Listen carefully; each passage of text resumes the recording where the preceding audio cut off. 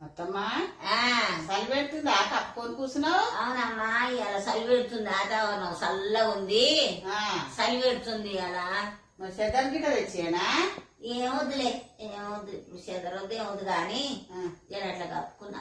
అంతేనా? నాకు ఒక అవసరం పడ్డది, నాకు కొన్ని పైసలు అవసరం ఉన్నాయి, ఇయ్యాలి. పైసలా? పైసలు ఏడే అవసరం పడితే నేనేడ తెచ్చిస్తానమ్మా. పైసలు నేనేడ తెచ్చిస్తా, నా దగ్గరే ఉండయి. మరి నాకు 1,00,000 అవసరం పడ్డాయి, ఇప్పుడు ఎట్లా? 100 కాదు 200 కాదు, లక్షలు అవసరం పడ్డాయా నీకు?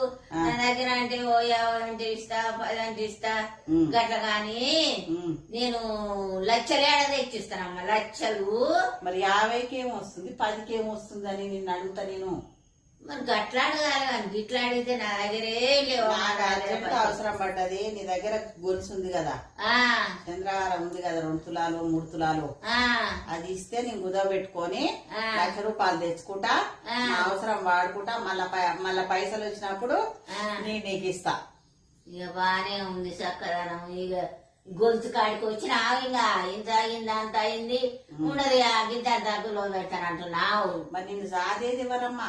ఎవరు దాతురు? నేను కాకపోతే నువ్వే సాస్తున్నావు గాని అది సాధంగా సత్య ముందలు ఇస్తా గాని ఇప్పుడు ఇస్తానమ్మ నీ గొలుసు.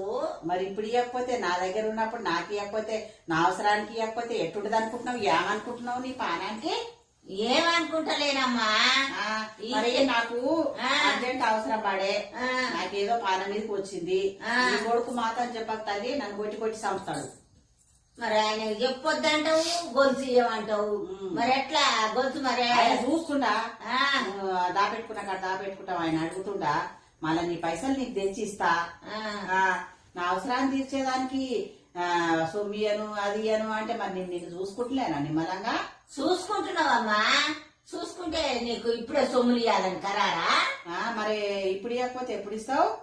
ఎప్పుడో అన్ని నాకు చెప్పక ఇస్తావా? అయ్యవా? ఏమమ్మా ఇస్తేనేమో ఆయన తోటి దెబ్బలు తింటావు. ఇంతకి ఇస్తావా? అయ్యవా? ఇయ్యకపోతే పప్పు గుత్తి అంటావు, సలాక్ అంటావు. ఇస్తా తీయమ్మా, ఇస్తలే.